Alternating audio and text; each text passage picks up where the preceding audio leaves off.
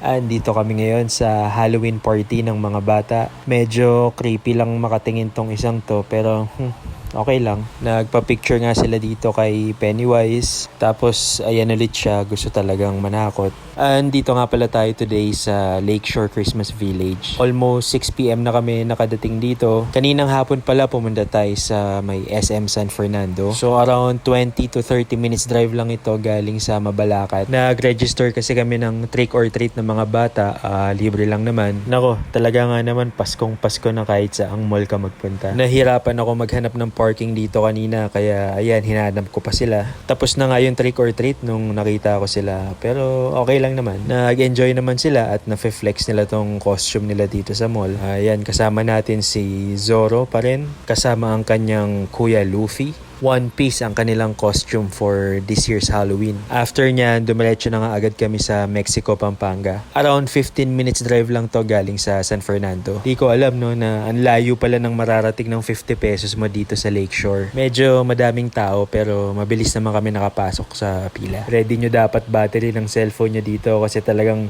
non-stop ang picturan. Si Jairo nga hindi na nag-costume dito kasi medyo naging uncomfortable na siya. May mga magic tricks din kami napanood dito sa event. Tapos habang naglalakad, nakita ko nga sa isang tabi dito si Iron Man. Mukhang galit siya pero ayan, nagpa-picture na din kami. Sa banda doon, si Snow White naman yung nakita namin. Kaya ayun, nagpa-picture na din. Kasama pa nga si Grandma dyan. Sa banda rito naman, si Beauty and the Beast ang naghihintay. Nakakatuwa lang kasi talagang mabibisi ng sobrang camera mo dito. Sa pagpipicture yata ako napagod hindi sa paglalakad.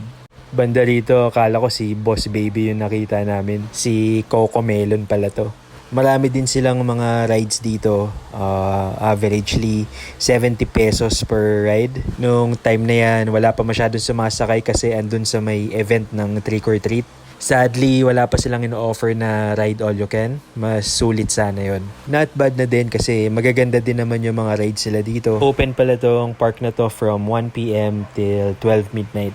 Habang gumagabi actually, mas dumadami yung taong mga nagdadatingan. At ayan, meron din silang mga games dito tulad ng mga nasa perya. Maraming bouncing castles para sa mga bata. And sobrang lawak talaga, hindi kayo magsisiksikan dito. Kung gusto mong magpahinga at chill, ayan, pwede kang sumakay sa train. Paikot-ikot lang yan sila dito sa buong park. Around 2 to 3 hours yata namin inikot tong park na to. Hindi ka mauubusan ng pagpoposan. Talagang every corner may mga magagandang ilaw. Merong mga magagandang costumes. Kaya naman siguradong mag-e-enjoy mga kids nyo dito.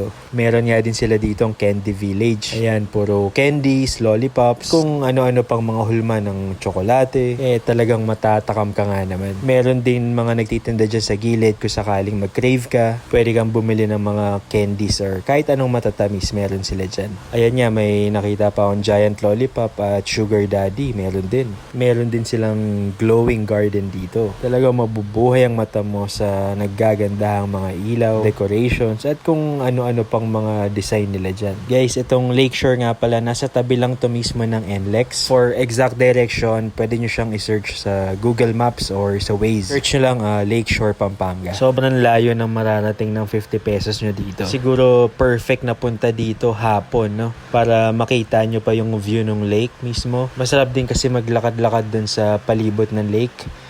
Tapos meron din silang rental ng mga bike tsaka trike. Kung pupunta nga pala kayo dito na may dalang sasakyan, sobrang laki ng parking. Tapos free parking din siya, so wala kayong babayaran. Pwede din pala kayong mag-picnic dito. Dala lang kayo ng pangsapin para makaupo kayo sa grass. Ayan, tulad nila, sa tabi lang mismo yan ng lake. Tapos kung sakaling gutumin din kayo, ayan, ganyang kalaki ang food area nila. Kayo na lang bahala. Halos lahat naman ng hanapin nyo, andyan, pwedeng mabili. Ayan, merong food truck ng Korean street food. Dito naman, may coffee and pandesal. Tapos ayan, mga tapsilog or mga lomi, pansit. Halos lahat makikita nyo dito. Any form of comfort food, street food, burger, fries.